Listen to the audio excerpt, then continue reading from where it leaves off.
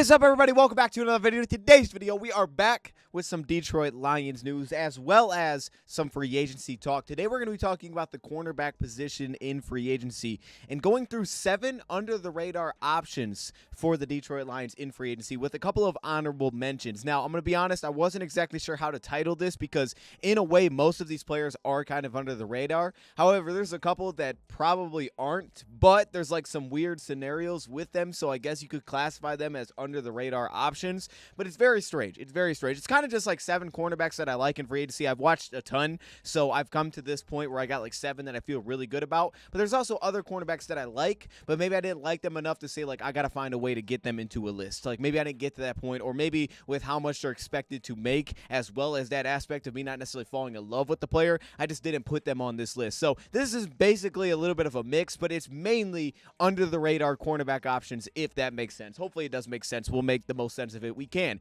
But we also have some Lions news, so let's get it started. Welcome everybody to another video. Glad you guys are here. And yes, man, we are back with some Detroit Lions news and also free agency talk. It feels good to get this video out because yesterday, Emmanuel Moseley was re-signed by the Detroit Lions, and he was going to be on this list somewhere. I wasn't sure where to put him, and then the Lions just re-signed him, and I was super excited. I wasn't really sure that they were going to be willing to do something like that, and then they did, so I was pumped up because I'm just a fan of Emmanuel Moseley. I think he's a darn good football player, so I understand he didn't play, understand the injury history, don't know exactly what the contract details are, but I know that I like the football player when he's on the field. So I'm glad that we gave him another opportunity, and I hope that we get to see him at some point this season. This is still a list that I felt pretty good about when I put together. I was like, okay, I like these different players, and I want to talk about them. Now, there's other cornerbacks that I have watched, and some of them that I do like. I just didn't find a spot for them on this list, but there are other cornerbacks. I'll give you an example. Chidobe Awuzie. He's an example where if it comes down to free agency, the Lions sign that player, I'll have notes on the guy to talk about. I'll have things that I like, things that I didn't love, and I'll have reasons to understand why they would make that kind of deal. Maybe. But not every cornerback's on this list that I've watched, so keep that in mind. Or there could be guys that I just have not seen yet, but I really try to kind of dive into a lot of the names that like are not getting a lot of attention just to make this list super interesting. But before we get to that, we first have to start here first. Jerry Jacobs. So here's the news. It ties in perfectly with the video, but Jerry Jacobs, the Lions did not place a tender on restricted free agent Jerry Jacobs, which means they could have placed, for example, the right of refusal tender, which would mean that basically it's $2.9 million roughly that they place for Jerry Jacobs, but then he has an opportunity to go seek a contract elsewhere in free agency, and if someone else offers him, the Detroit Lions would have the opportunity to match that deal. But since they did not place any tender on Jerry Jacobs, he now will just become an unrestricted free agent when free agency begins on March 11th. So he's just into that boat with every unrestricted free agent at this point. Doesn't mean he can't be back with the Lions. It also could mean that the Lions believe that they could get him at a little bit of a lower price point, which would absolutely make sense, that they feel like maybe we can get him at a lower cap hit than pushing $3 million. Maybe they believe that, especially after not having the best season this past year. Also, through the season, essentially got benched for Khalil Dorsey that ultimately became Kendall Vilder. It was not the best season for Jerry Jacobs, and I absolutely hate that. This isn't supposed to be a Jerry Jacobs video, but I hate it because I'm such a darn big Jerry Jacobs fan, and statistically this past season, yes, wasn't great. 66% completion percentage allowed, 107.8 passer rating, but there was also a lot of transitioning in terms of just how the Lions were doing things stylistically. We've seen that since this whole coaching staff has gotten here with Aaron Glenn, and when he came into the building, and it was Jeff Okudah, and it was Amani Oruwariye, and it was the cornerbacks that were kind of left over here, and they adapted their scheme to try to fit those guys' skill sets. And then you have a guy like Jerry Jacobs, undrafted, what he had went through at the college level, the adversity that he had gone through, then to join the Detroit Lions, fight himself into finally getting an opportunity, and when he finally got an opportunity, it was like, yo, this guy's awesome. I mean, this guy was great for us. He fit so well schematically with what the Lions were already doing. You talk about a physical cornerback that would just get right in the grill of a receiver. He had natural leverage. He was really patient at the line of scrimmage with his footwork, and he could just kind of walk with the receiver down the field. I thought he was so great for what we were asking schematically, whether that was the fact that we were playing very man-heavy defensively, but also so much press action that he was able to get involved in. I thought it fit his skill set so well. He was a very good run defender. He's also brought a special teams impact. Then he tears his ACL. We miss him for the entire basically first half of the next season. He comes back. He's recovering from that, and it wasn't, maybe the strongest half season that he played in that year, but he was recovering from a big-time injury, and he still did some good things for us to end that season. And then this year he comes in, and it's like, okay, we have Moseley, we're going to have Sutton, but he's going to step in initially. And Jerry Jacobs, it just didn't seem to fit perfectly for him this past year, and just one of the thoughts that I had through the season was just schematically what we were doing doing. I just didn't think it fit his skill set perfectly. And of course, like a lot of players, you're trying to adapt, make it work. Lions were a lot more zone coverage heavy. You also saw, I thought, a lot more off coverage looks as well. And I just didn't think it fit his skill set the best, right? He was so natural, just getting right in the chest of a receiver and then just playing off of that, right? He wasn't a freakish athlete or a guy with like big time ball skills. He had multiple interceptions in a few weeks span, but he was always good at the catch point in terms of pass breakups. He just wasn't like a freaky, twitchy athlete that was like perfect for, underneath zone coverage or playing the off coverage looks or planting and driving on the football, but he was good when he could get in your chest. And I just didn't know that it was the best fit for him stylistically, and it wasn't the best season for Jacobs. But this is a guy that's been reliable. He's adapted with the Lions already. He's figured it out. He's been a special teams impact player, and I wouldn't count out the opportunity of him potentially returning on some sort of deal to get an opportunity to, again, compete this offseason. I could also see another team having interest and saying, hey, we saw what this guy was capable of. Let's bring him in there. Now, I just saw this tweet, or whatever this is called, on X from Jerry Jacobs, and I just wanted to touch on this real quick because he states, forever thankful for Detroit. I swear giving a kid from Atlanta, Georgia a chance at the biggest stage of football. I would never forget. Thank you for letting a kid from Atlanta, Georgia shine. I will always cherish that city. You helped me become my dream. Forever grateful, Jerry Jacobs. This is a devastating thing to read because it seems like there were probably conversations maybe in the back end that was like, hey, we're not going to be bringing you back, so like, best of luck elsewhere. And this may be something that he kind of already knows, so I wanted to throw this in here. But as a huge fan of Jerry Jacobs, I know the mentality that he plays with. This guy is starting capable. We saw that in his first season, and even after the second season, it wasn't the best finish to the year, but I can remember talking about it with Rad. It was like, yes, bring the guy back, of course, but with Jerry Jacobs, it was like, even if he's not the starter, we'd love him to compete, and that's what it turned into with Emmanuel Mosley's injury, and the Lions were confident in that. He had a rough season, yes, but I think in the right scheme fit, this guy has, it was never about the freakish athleticism for Jerry Jacobs, man. It was about the style that he played with, the mentality that he played with, the run defending that he played with, the ability to blitz. This is just the mindset that he brought, the work ethic that he brought. That's what made Jerry Jacobs special in Detroit. He shocked everybody when he stepped in and did what he did. And he became like, oh my goodness, undrafted free agent. He's our best darn cornerback. And he made such a big difference that I think people, for whatever reason, will overlook in 2022, regardless of what the numbers say. What he meant for us in 2022 was massive. He completely changed the outlook of our defense in 2022 because 2022 was bad. As soon as Jerry Jacobs got back into the mix and we had a reliable cornerback play opposite Jeff Okudah, everything changed immediately. So there was some change up schematically this past year, and I don't think it was the best fit for him, but I would not count this guy out wherever he goes. So, Jerry, if you're not back with the Lions, I hate that. I love me some Jerry Jacobs, but at the same time, I know that this guy can land somewhere, and he's going to get an opportunity, and he has an opportunity to ball out, and I will not be shocked when he does ball out because he's very capable of that. So, Jerry Jacobs, rooting for you, man. I know that he can handle it. He's gonna do his thing. So I'll be rooting for him wherever it goes, but it does sound like it's the end of the time in Detroit, and I absolutely hate it. Like I'm disappointed as heck here. I understand the move, but it's the worst part of it. It's the worst part of the game. So I'm gonna leave it there.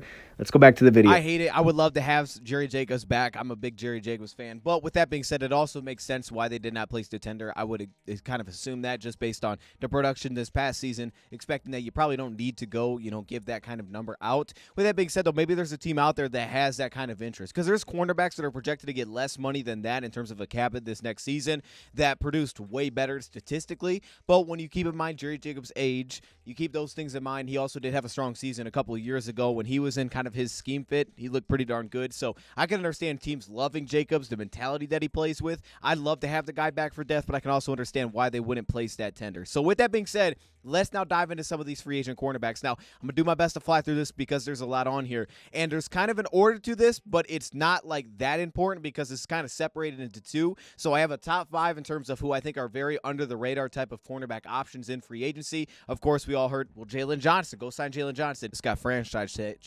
tag, so he's not on this list. So we know about some of these top corners, and I do want to touch on a couple of them, which I will at the end of the video. But before we get there, let's go through this top 5 list, and I kind of order them in terms of like how I like the players fit based on as well as what the projected contracts are. So we'll go through those first. Here are the 5. And at number 5 is a player that's probably a little bit less under the radar, honestly, because he's a pretty well-known name. But I think he's under the radar in terms of a lot of like cornerbacks projected that could be Lions targets. And he's a guy that I've talked about for a while now, so you probably heard me say this, but I'm going to start here at number 5. I'm going to put Adoree Jackson, the 28-year-old cornerback from the New York Giants, who statistically is coming off of maybe his worst season in his NFL career, which is part of the reason that I think he's super intriguing because of the fact that he's coming off that rough stretch of what he's going to earn in free agency, kind of that prove-it deal, which also makes sense coming off the year that he came off of. But this also feels like an opportunity potentially to get a guy that's still very talented, in my opinion, from just what I've watched. Okay, I'm not just basing these rankings on numbers. From what I've seen, I think he's still very talented,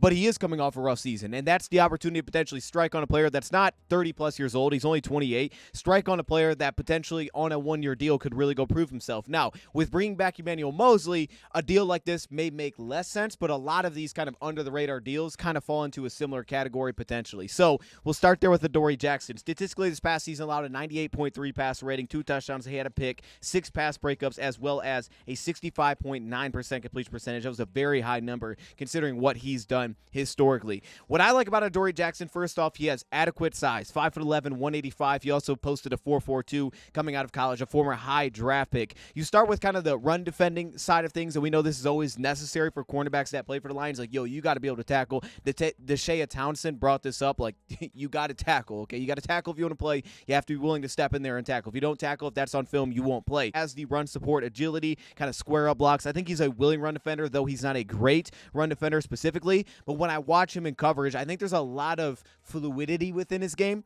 that you really buy into. Kind of the movement skills, how smooth he is as a mover. So start there first in some of the off-coverage looks. He's not a guy that stands out to me in some of like the burstiness or some of the pure twitch where I'm like, man, he's just electric. I don't see that. I think he's a little bit closer to average, even though he does have good long speed. But what I do like is the balance that he plays with at the top of the route. He does a really nice job in off-coverage, closing airspace, not just giving up depth. Easy sink at the top of the route. Now, he'll give you hit-and-miss angles, and I thought this really popped up because the film I was watching was from last season. He gave you hit-and-miss angles to close airspace, plant, and drive on the football where he'd set himself a little bit up, a little bit weird. He kind of get out-leveraged, give up the middle of the field, or maybe he'd give up the fade route. He'd get out-leveraged at time by just kind of weird entry points from an off-coverage alignment. But I also like the pattern recognition. This is a guy with, historically, he has ball skills. Like, this is a guy that makes plays on the football historically going back to college, and I think he's a very smart player in terms of attacking the football. And it does start a lot of times with kind of those angles that you take. I think he has good agility, hips over top of routes, the ability to kind of rotate, plant, flip himself around, sink, get back to the football. I think he plays with patience when he's pushed from an off-coverage alignment. Now, back to one of the points that I made a little bit earlier there in terms of some of the poor angles. I think his footwork can get a little bit messy at times at the top of the route, but he maintains a wide base, plays with good patience and balance, and allows some real flexibility. Then you start to talk about what he can do as a zone coverage corner, and that's where you see good awareness, especially a lot of cover 3. Now, he was on a defense that liked to blitz, liked to play a lot of man-2 and a lot of off-man coverage, but they also mixed in a fair share of cover 3 looks as well, and I thought there was good awareness there that he played with. As I said, smart ball skills at the catch point. I think he's really nice there. He has good hands. He's a smooth, fluid mover, which is huge in zone coverage, creating depth, working back to the football. He can bait a little bit when you get him in some of those high-low situations like a cover 2 look. I just think he plays with pretty good awareness in zone coverage, and he's a very active communicator as plays roll along. Very active during the play at communicating. I don't think he's a guy that plays with his hair on fire necessarily, which I don't love. It's one of my bigger knocks. When I watch him, I don't feel like, man, this guy's playing out of his mind, but I do like the fact that he can make plays on the ball, that he has good speed, that he has good size, and then he's just a fluid mover overall. He's not perfect, but he also did show up against, teams that we play like Green Bay towards the end of the season, played a really good game there, and he's still a guy that I think has talent. It's just he's not coming off a very good season, and even he said, like, he basically said, I'm still elite, just turn on my tape, all right? Just watch me play after getting that 3-year, $39 million deal. So this is a player that, yes, I definitely have lower on this list, and again, we're just talking under the radar corners, so it's not like, man, he's my favorite, but I do like him to the point where I want to acknowledge him as on this list, because like I said, I haven't seen every cornerback, so you don't just assume I've seen every cornerback and he's a top 5, but I have seen a lot of corners, and certain guys I just didn't put on this list at all. He's a guy that I think is worthy of being in the top 5 here. I think it'd be an interesting fit. So he goes at number 5. All right, that moves us on to number 4. Here's the story of this one. So I was looking at the NFL free agent list, just going through names. Like, okay, I'm going to go check this guy out, go watch him. Like, for example, one of the honorable mentions I didn't put, Alex Austin, who is the undrafted or 7th-round pick out of Oregon State. I liked him in the draft process. So I was like, man, maybe I should put him on this list, play a little bit for the Patriots. He's a free agent. Maybe he's someone that's interesting. But this is a player that yesterday I'm going through this list, and this guy pops up first. I felt like I was about close to putting this video together. And he pops up, I'm like, this guy's a free agent? So I had to look it up, and it's like, oh, he just got cut. It was like 20 minutes ago. Dude got cut. He's on the website. So shout out to you, Spotrac, for being on top of it. You handling business. But Darius Williams was released by the Jacksonville Jaguars. 31-year-old cornerback who is coming off statistically an excellent season, and he also has a direct connection coach Deshae Townsend. So maybe there's that where he's like, I liked this guy, let's bring him in. Now, he's definitely undersized, and the issue that I have here, there's really two key issues. It's the age, he's 31 years old, and it's also the size aspect, which is just, he's just a very undersized cornerback. So there's certain styles which he can fit with. You talk about the off coverage looks, talk about zone coverage, like, okay, he can do those things. But there's also the aspect of, I kind of personally would like to see a guy, we have Mosley. I think Mosley can handle this, but, if the Lions want to add another corner, I would be cool with adding a guy that, maybe you feel better about, like, he can get up and press. He can kind of give you a little bit more of an offset stylistically to Cam Sutton. But with bringing Mosley back, maybe that just opens the flexibility door once again for the Lions. I don't know where this guy's contract would fall. I feel like it'd be a little bit on the higher side, maybe not a long-term deal because of his age, but he played well this past season with Jacksonville, and this was just really interesting to see. Statistically speaking, 51 receptions on 86 targets, 4 interceptions, 69.6 pass rating, as long as my English is correct writing that down. And when I watched the player, I just started to fall in love. I'm like, man, this dude can absolutely play. Like, there's a reason his numbers look like they do. I knew he was a good player, and I've brought up the comparison between us, adding our kind of Tyson Campbell to having our Darius Williams, which I compared to Cam Sutton. So weirdly enough, here we are. A player listed at 5'9", 187, definitely a little bit on the smaller side, closer to kind of that Cam Sutton size specifically, and it definitely shows up as an issue as a press coverage corner. Like, this was an area where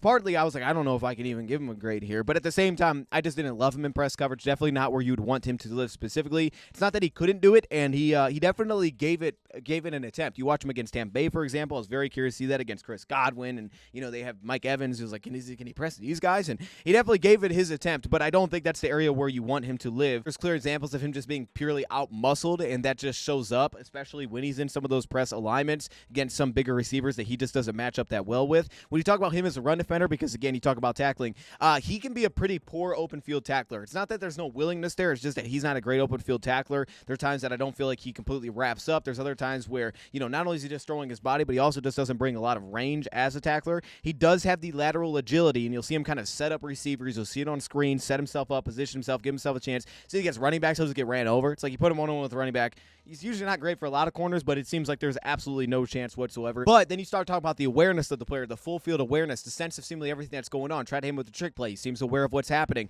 And then you dive into more of the off coverage looks and the zone coverage defensively. And off coverage, man, I was like, oh, this guy's big time. This guy is big time in off coverage. And really the only reason, again, that he's not higher on this list, because I don't know where the heck his market's going to be. So I'm just very curious, and again, kind of the size fit. But with that being said, I just like guys that I liked watching play. Like, if I watched him, I was like, I thought he played well. Those are guys that are going to be on this list. And specifically, Darius Williams played really well this past season. I gave him a great grade in terms of what he did in off coverage, specifically an area that I did love him from what I've seen so far, and that's because he checks so many boxes. His plant and drive is just a little bit above average. It's just good to me in terms of some of the bursts that he brings there. And obviously, there's lack of length there, especially at the catch point, where there's a lot of occasions where, like, oh, he should make a play on the football, and the guy still catches it because he just doesn't have the length. However, with that being said, you talk about a lot of the movement skills, which you would kind of expect from a guy that's a little bit undersized, but it's absolutely there. There's just not a lot of questions for me.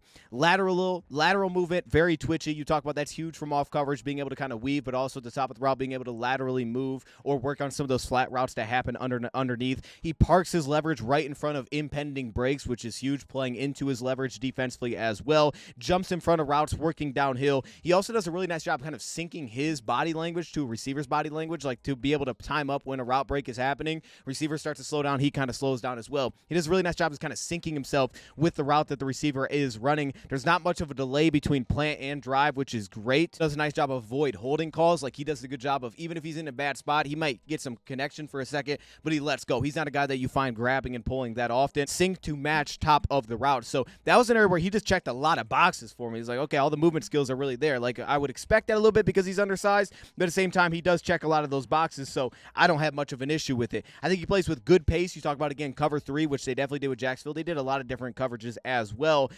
Cover 2 looks not really built for that. Doesn't bring the length. Can definitely get some depth, but he just doesn't bring the length. I mean, he could play like one or the other, but he's not a great cat and mouse type of corner in those spots. But he's got quick, loose hips. There's also some concept recognition as well, like, okay, hitch flat. Like, okay, here comes the flat. Let me step down on that. So there's just good awareness when you watch him. And then again, half-turn transition is good as well as pre-snap communication to get assignments sound. Questions, I don't think his long speed is great either, and that's like a pretty big question. You talk about being undersized. Well, I don't think Cam Sutton has great long speed. It's part of the reason I thought he'd play on a slot when we got him.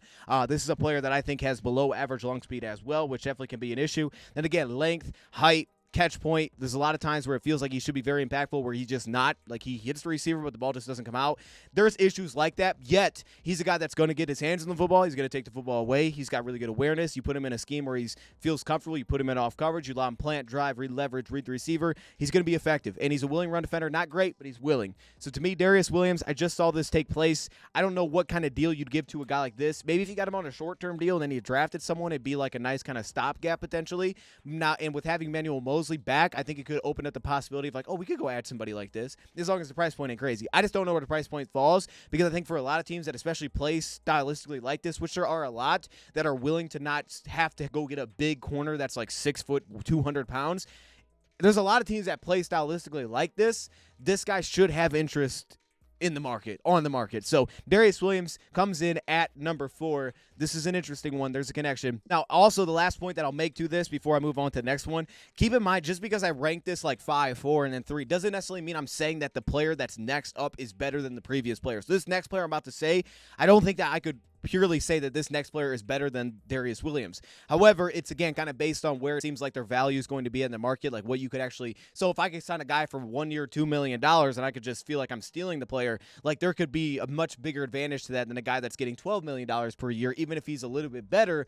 The price point, that's a big factor to this. The next one up, a guy that we haven't necessarily seen play a ton, but when he's played, especially this past season, played some really good football. 28 years old, Isaac Yiadom. Now, Isaac Yiadom is a player that I can remember going back and preparing for the Lions-Saints game and being like, oh my goodness, they don't even have Marshawn Lattimore, yet their cornerbacks are really darn good. So I just remember that, and I was like, yo, who are these dudes? I've never even heard of Isaac Yiadom before. And he's weird because he's like their nickel corner, but he, because of his size, is not a player that's going to step in when you put 3 corners on the field. Team goes 11 personnel and play slot. He's going to play on the outside. He's going to play out wide. Corner that's listed at 6'1", 188. That posted a 4.52 coming out for the draft. He's only 28 years old. Statistically speaking, like, he was awesome this past season for the Saints. Didn't play every single game, but 22 receptions on 44 targets. Obviously, that's 50%. 1 interception, 84.4 passer rating allowed, as well as only 6 missed tackles that were mixed in there as well. It's really just kind of like a stretch of play we got to see from Isaac Yiadom this past season. From week 12 essentially on, he kind of became the guy at cornerback for them. Again, they had injuries, so you got to see a player like this step in and play. And when you watch him, he definitely fits a different skill set than essentially the last cornerback that I just talked about. From a size perspective, and then also what you want to do with him stylistically, definitely fits a different style. You talk about the ability to get up and press. Long arms, which is huge. He can be very competitive at the catch point, can be very effective as well with the length that he brings to the table. Now, he's a little bit leggy when you talk about opening hips, a little bit leggy in kind of that transition. I mean, he's different stylistically in the fact that he's a strider. You can see him here in the press, and you can see with the single step from a fast receiver, he gets caught in trail pretty quickly. I like the patience, and then you see some of the kind of that lean. He's able to really stick pretty well here through trail and catch up to this route, which was pretty awesome to see some of that body control. And you see some of that in the weave from off man too. I think the transition to plant drive, it's not too bad. But you'll see him stumble a little bit. I think he lacks some of that, agility from shorter corners like this, where at that top of the route, he's not really sinking himself. He's kind of striding himself with the receiver, not really slowing himself down. So he gets planted back outside. He doesn't have some of that agility to kind of stop, start, very seamless. But he does a nice job. He uses his inside hand to support kind of that transition, opening the hips if he gets himself in kind of an awkward position, especially off the press. I also think he plays with a pretty good low pad level, as well as good knee bend at the line of scrimmage as well. He handles deep speed pretty well too. You saw it against Jamison Williams when we were playing this team, and he's not a guy with great long speed, but he does a pretty nice job of kind of handling it pretty well. He's got good hips in terms of some of the recovery ability that also can show up off the press as well. Now, he because of his style being a little more leggy, he does tend to declare a little bit with his hips a little bit more often, especially against shiftier receivers. So there's certain matchups. There's a reason that he didn't just play in the slot when he checked in, because against some of the smaller, shiftier receivers, you can get some matchups offensively that you just like that he could struggle with a little bit. Even against Josh Reynolds out off the press at times, you could see some things like that where it's like, okay, Reynolds doesn't have the best release package, but still having some trouble at times to kind of keep up with some of the twitchiness off the line of scrimmage. Then he talked about what he does as an off-band corner as well, and he kind of balances himself out here as well. About the weave, getting pedal, right? Mirror matching a receiver from off coverage. And you see him have the ability to kind of protect his leverage in those spots. He mirrors through the top really well because he plays with really nice body control. He can also get a lot of depth very quickly. Some of that's back to the length and depth that he's able to cover with how tall he is, but he covers a lot of depth very quickly within his pedal. He brings the foot quickness to the top of the route. Really, one of the main knocks that I had for him at the top of the route was that he would get too steep, and it would make kind of the transition to opening his hips, turn and running a little bit awkward, or he'd get a little bit unbalanced when he got to get pressed up on the route. But then he also brought pretty good awareness as well to play kind of some of that switch man looks, which, you know, you saw teams like Dallas play a lot this past season where, okay, receiver pass to the Meyer area, let me switch it off to me. And then you move on to the zone cover side of things. Again, it's kind of stylistically his build as well. He can be a little bit late to squeeze routes, specifically in zone covers just in general, but he's also very effective in cover two when you want to play kind of that, you know, high-low type of get length, play with good depth. He's effective in those spots. And you can see him press, even when the patience and the length is there, sometimes you just don't see that transition burst to open, turn, and run. Then he gets caught in trail a little bit too often with some of that inside lean from, again, some of those shifty receivers. I think immediately Justin Jefferson, who's so good with that body control lean where he's difficult to get a hand on. So definitely a different stylistic corner, but he's also a guy, and I don't know if the Lions will be looking for this, because if they're looking for this, he can play off man. That's really the best benefit, I think, there to kind of match up with his pressability and also the size that he brings, which would completely, you know, change up what we have in that room right now. But if they don't bring a guy like Jerry Jacobs back, you know, I'm not saying that he's Jerry Jacobs, but there is an aspect of, okay, that this guy, a lot of the value that he can bring comes within his size, and if you're not necessarily looking for that, a guy like Darius Williams could just make a lot more sense. With that being said, though, I think the price point you get this player at, being only 28 years old, limited amount of time that we've seen him, but he played really darn well. He's a guy that just intrigued me from going back and watching us play the Saints and preparing for that game, that when I saw that this guy was going to be a free agent, I was like, yo, I got to dive into this. I got to take a look at him, and he ended up on this list. Now, we'll move on to number 2, and at number 2, we got a player to me that is one that will probably go completely under the radar. Hopefully. That's what I'm hoping for. I really wanted to get a guy on here that nobody's talked about. I don't know if I'm going to land with this one, but I think I have a chance. At number 2, we have Antonio Hamilton, cornerback from the Arizona Cardinals. Now, I'm sure not many people watched the Cardinals. They had a lot of young cornerbacks over there this past season, and Antonio Hamilton is not one of them. He's over 30 years old at this point in time, which, again, is kind of the biggest knock that I have. I wish he was like 26 years old, because then I'd be like, this makes a ton of sense.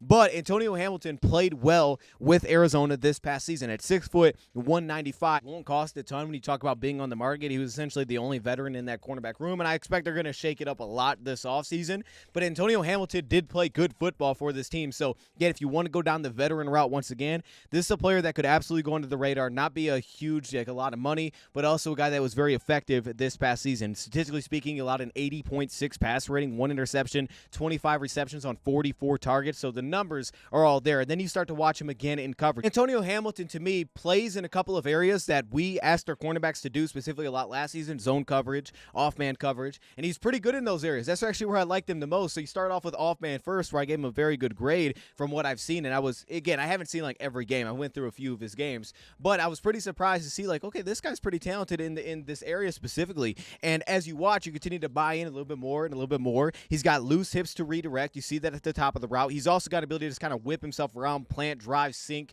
flip himself back to the ball. You'll see it in half turn. They attack his blind spot, plant himself, drive back to the out route, flat line on the plate. It's not rounded, very crisp to sink and dive back to the football. He plays very balanced at the top of the route. He sets on top of inside route breaks, so he just gets himself on top of those. Like I said, he plays very balanced, what I think is huge for him in terms of playing off coverage, always on top of his toes when he's staying on top of the route. I do think kind of, again, that plant drive acceleration, it's a below average, okay? okay, I think that's a below average category for him. I don't think he's the most twitchy or explosive athlete when you watch, but he's a very balanced athlete that can sink, change directions pretty well, and he's usually on top of things from off-man coverage. Then you talk about when he gets into trail spots in coverage, he has the ability to close airspace before he looks back for the football, so he's very disciplined in that sense to football intelligence. His long speed is questionable to me as well, so again, there's just athletic issues just in general in terms of just movement speed. As a tackler, he's a controlled tackler in open space. He's willing to step into the box. The issue that he has there is kind of the ability to bend and lean and kind of work around some of the tight edges a little bit. You'll see him on the ground a little bit. He comes in a little bit too high in those spots. His ability to create lateral depth. I also like his ability to read body language off the release. He kind of parks himself in front, so if he's in cover two, he can kind of read where the body language is going and then step himself inside a release, make it something that they have to work for a little bit as well.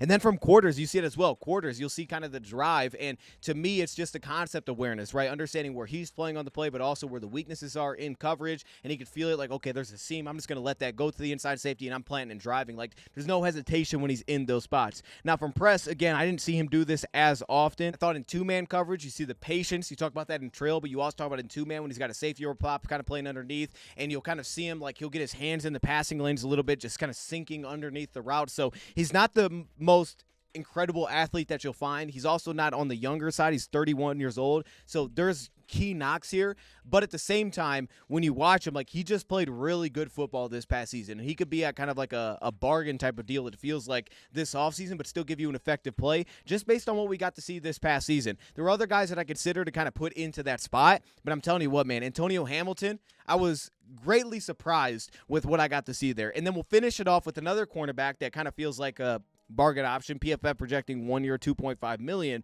which makes a ton of sense. Like, I can't even argue with them. Yet at the same time, I think he had one of the best seasons from any free agent corner this past season. Like, there's no surprise the numbers this low because historically he's hurt a lot. Now, we know the Lions are not against signing guys that have been hurt or injured. I mean, we've seen that. Maybe they are now after re-signing Mosley. Like, okay, let's go get a guy that's been healthy. But this is going to be Ronald Darby, the cornerback from the Baltimore Ravens. I didn't come in with the approach, like, I have to put Ronald Darby on here. I had no interest in doing that whatsoever. But then I watched him, and I was like, you know what? He's got to be on this list. He's got to be high on this list because Ronald Darby played his butt off this past season. He was up there with any cornerback that I've seen at 5'11", 193. You talk about the veteranness as a 30-year-old cornerback that's available this offseason, rocking the number 28 this past season. And when you just watch him play, man, you can just, the veteran experience oozes out when you watch him, and there's so much skill set here as well. You talk about sufficient size. You also talk about real long speed as well, the ability to just accelerate, catch up on routes, like kind of like the knock for the last guy. He doesn't have that issue. Now, what his issue is he's injured a lot. That's his issue. He's consistently been injured in his career. A 72.2 pass rating, 1 touchdown, no picks, 49% completion percentage. As I said, he's had a couple ACL tears, 2022, 2018 he had ACL tears. And when you watch him, where I didn't love him the most was press, which again makes sense to his size, but then also what we do defensively. But I did think that he brought loose footwork, quick footwork to be able to mirror kind of underneath a little bit there as well. He's very comfortable and patient, really calm when he gets into trail positions. Now, he tends to get a little bit grabby. That's the big issue that I had, especially when things start to stack. You get a little bit grabby, and I did not like that. It was one of the biggest issues that I had. Then underneath, he kind of get pushed around at times just because of his lack of size, kind of his weight, his mass that he brought. But you talk about off-man coverage, his ability to mirror the stem. He doesn't drift over top of routes, which I love. He doesn't just drift back, continue to get depth, and kind of just float over top because the route's pushing one way, and then he's giving up an easy curl route or easy comeback route. He doesn't have the most electric plant and drive, but what he does do is take really good angles downhill, and he speeds himself up, plays with much better play speed because of that. He reads route pacing really well. You'll see him kind of set on top of dig routes, which was kind of a trait that I love from certain corners coming out of the draft this upcoming season. Gets on top of crosses, reading body language. I love the way that he undercuts through routes where you can kind of feel the out break coming or the in break coming. Specifically, he was doing this on out routes, speed out routes. You kind of feel it, and he just stepped right underneath it. I love that. It was a huge, huge aspect, specifically in the red zone, but it also pulled back to his comfortability when he would at times get into kind of trail position. But he has an ability to close kind of some of that recovery speed as well. When you just talk about his speed in general, he can anticipate the sink at the top of the route because he has good route feel. And then you watch him in zone coverage, and he's pretty sound awareness in cover 3. I think he squeezes routes in zones, kind of makes you work through them a little bit. Biggest issue, honestly, kind of felt like a lot of times it was just he would get outsized, he would get out muscled. You saw it against Jamar Chase. He was like in phase, and the dude just took it away from him. It was like, yeah, he was just outplayed there. Some of it's positioning, his angles at the catch point. Other is just he just gets outsized at times. And I think sometimes he doesn't always like set the tone at the catch point where it's not like he's the physical player, and I think that can be a knock. But with that being said, I also didn't love his tackling technique either. I thought that was pretty poor as a run defender. He's not the worst run defender, but his technique can be a little bit messy. Catch point timing was there, so he could be still effective on the football. That's why you see so many incomplete passes that he was a part of defensively. Speed to run with drags. As I said, he just has that long speed, easy acceleration. Like, this is a player that checks a lot of the athleticism boxes. He's got solid size, and he also checks a lot of what we do schematically boxes. So to me, this was a guy that it was just hard to keep out of the top spot. To talk about these under radar cornerbacks, it was like, this guy has to be at the top. Projected 1 year, $2.5 million. The biggest issue will be the age, right?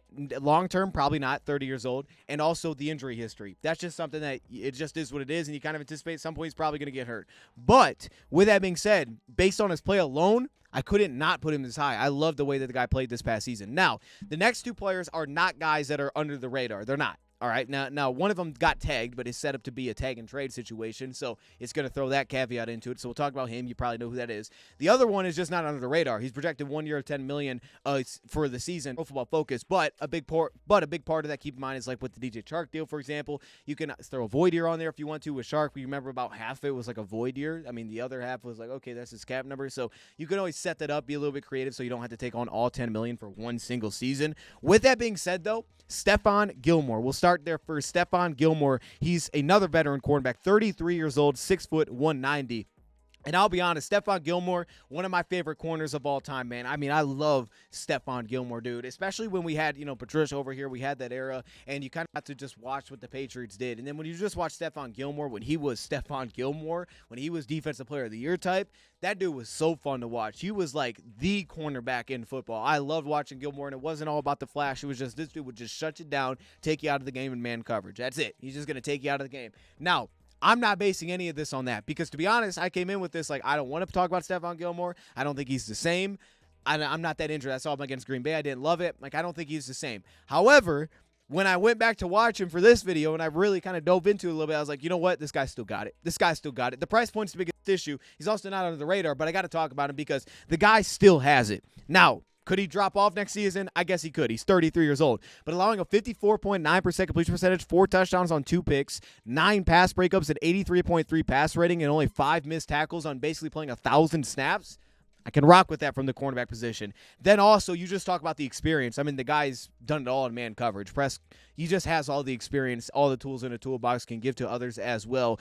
And this is a guy that really can excel in kind of the press situations, which for a lot of other guys, you get a lot more hit and miss, and they're kind of banking on traits. But this is a guy that can excel in these spots, just technically speaking. He's very capable of mirroring a speed release. You saw it against J-Mo, where he could just mirror, right? He's not taking false steps or extra steps for no reason. He could just mirror it, take off the line of scrimmage with it. He plays with good route contact balance, which certain guys in the draft, I love that. Contact balance they can play with. They can play with physicality throughout the route. I also love at the top of the route, he avoids being grabby or holding. Now, a couple knocks. I think he gets a little bit over top of releases at times. That can happen, but he plays with very balanced footwork, especially when you see him in his pedal, very wide base. And he also, again, is coming from a defense that played a lot of that switch man coverage, which took a lot of good FBI and a lot of flexibility in coverage. And also led to a lot of off-man coverage situations as well. And I think you'll see some more of that. And again, especially at his age, you're going to continue to probably see things like that where you're kind of tapping into more of his football intelligence, kind of his awareness.